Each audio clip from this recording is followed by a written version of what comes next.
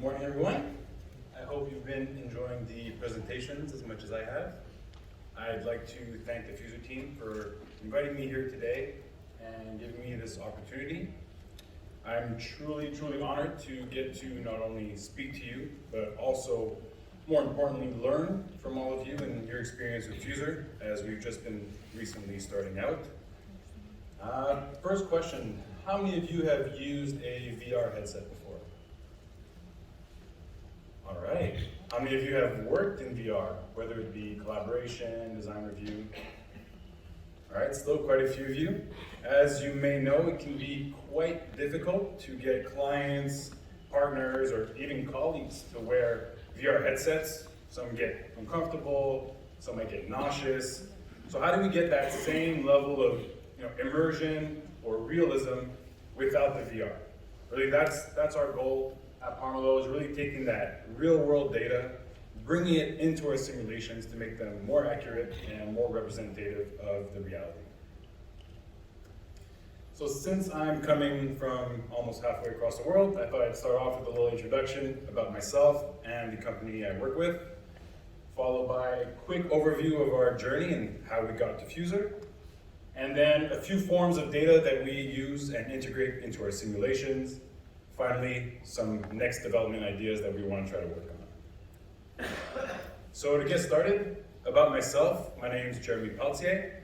I studied at Concordia University in Montreal, where I did a bachelor's in mechanical engineering. I completed my drone pilot license in 2019, and more recently did my flight reviewer rating for that as well. In terms of work experience, I've been at Pomerleau since 2017 as an intern. I then switched to the BIM department, which became the innovation group. And we started with maybe 12 when I was there, moved to 60, and now we've blended with IT, and we're over 200 in our groups. We have quite a bit of resources to help out on these technologies. And then some moving around to finally recently being moved over to the more civil and infrastructure side of operations of innovation.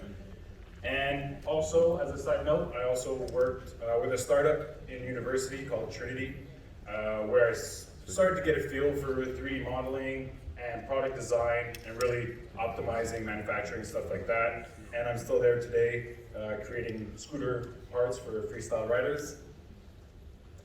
A little bit about the company. So Pomerleau is a general contractor in Canada. We have offices coast to coast, as we like to say, across the nation.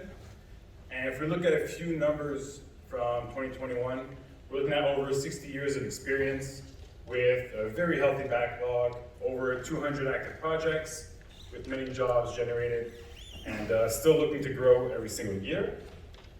In terms of activity sectors, we have two main operations. So we've got the civil infrastructure and we've got the building operations, as well as many divisions. We have Boria, which deals with renewable energy projects. And recently we acquired ITC Construction Group, a residential focused company out of Vancouver. Let's take a quick look at the journey. So taking you back to 2015, it started with a market analysis to see what solutions are out there that can handle all sorts of file types, that can handle all schedule types, that can do VR experiences, that can do 4D simulations, that can also be realistic, and that'll let us customize to do very intricate or complex either sequences or adding additional features. And at the time when we analyzed it, we decided to go with our own internal development and develop our own solution. So a few examples of what that looked like. On the top here, we see more of a free roam type of integration that kind of resembles how we can navigate in Fuser. We had some menu items that with viewpoints and different types of features like crane analysis, things like that.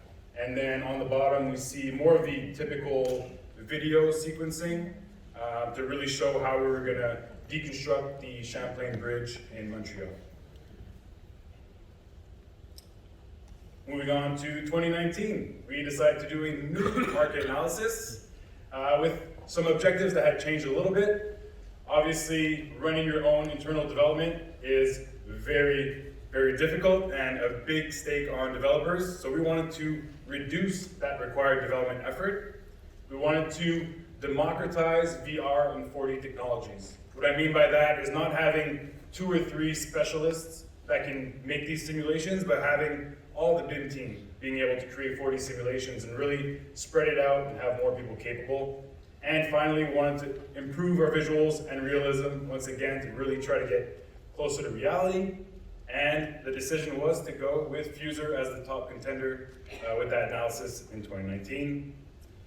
It took a while, but we finally moved on to our initial testing and pilots. So we tested initially on 6 projects, ranging from building to civil works to specific methods.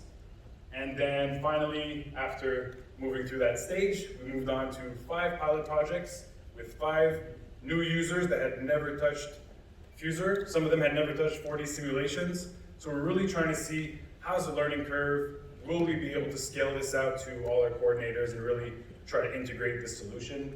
So we did that over the course of 3 months and finally officially deployed Fuser in January 2023, so quite recently. The first form of data integration I want to talk about is publicly available data.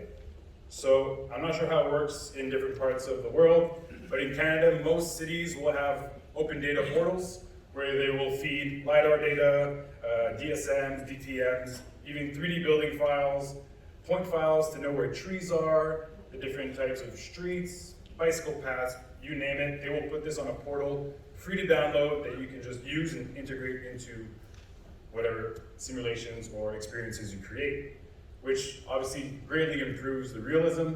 We can see a default base map on the top left with the default elevation that was generated.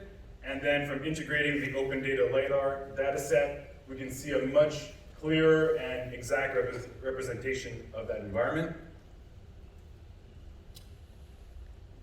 Similarly, we can see how the default model was generated before integrating the digital service model, after integrating the digital service model from open data, and finally, after integrating our own drone data, which brings me to my next point, which is drone flights and reality capture. So we've developed an internal expertise for data acquisition, whether that be through drones or 360 imagery, which I believe really increases the accuracy and realism of our 4D simulations. At the top, we can see this was actually a drone flight. Through photogrammetry, we created a 3D mesh that was georeferenced, and then by linking that with our CADs and using the equipment's infuser, we're able to demonstrate if and how trucks would be able to come in on site, and we actually identified which areas of the sidewalk had to be removed for that to work as planned. More drone operations. We can see we've got a base map. We integrated LiDAR on this one. By adding the mesh from the drone, we can really get a highly realistic environment and a scene that you can then use for any sort of things like combining with architectural renders, recombining with drone operations, more for that presentation, promo type of material, but still really interesting to show. More drone operations here. We did actually, this was a really large construction project. I think it was over 15 kilometers that we had to fly with the drone. So we created a mesh from that, and obviously that was over 6-7 gigabytes of files, so we had to really concentrate on a very specific sector to show the client how it would operate and really how the road closures would affect, where we would set up, how we would impede on the sidewalks, things like that.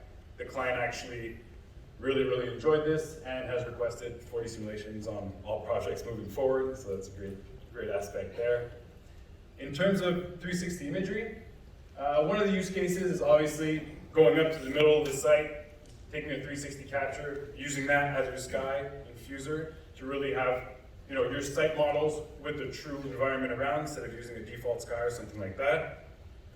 And we also use 360 captures really frequently. So most of our sites will go out, do a 360 walk, and then we can navigate through the site to really observe the conditions of the actual construction project, and that allows us to not only compare materials, textures, validate certain elements on site that, for example, in Vancouver, I'm based in Montreal, I wouldn't be able to go out there and validate myself. So by using things like this, someone on site can get that data for us, and we can validate and make sure our simulations are accurate and present the different phases. We actually had to show 13 different phases with how traffic was being impacted throughout the project.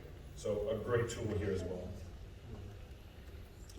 In terms of next development, obviously we have all this accurate data, super realistic. We're doing very true simulations. What comes with that is extremely large files. Like I said, that mesh from one of our projects was over 7 gigabytes. I could only put a small portion. That was after optimizing it quite a bit.